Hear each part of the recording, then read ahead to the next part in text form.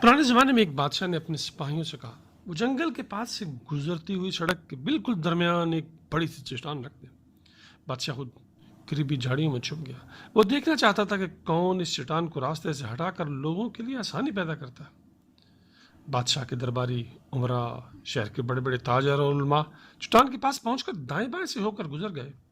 बहुत से लोगों ने बादशाह और अमीर शहर को सड़क साफ न रखवाए रहे जाने पर बुरा भला कहा, लेकिन किसी ने भी चट्टान को हटाने की कोशिश न की।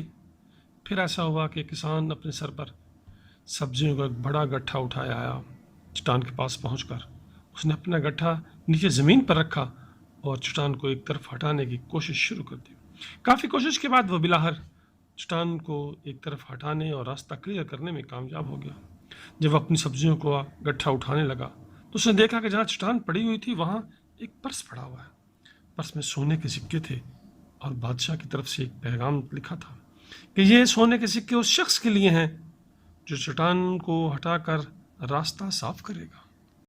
हमारी ज़िंदगी में आने वाली हर मुश्किल हमें एक मौका देती है कि हम अपने हालात बेहतर करें।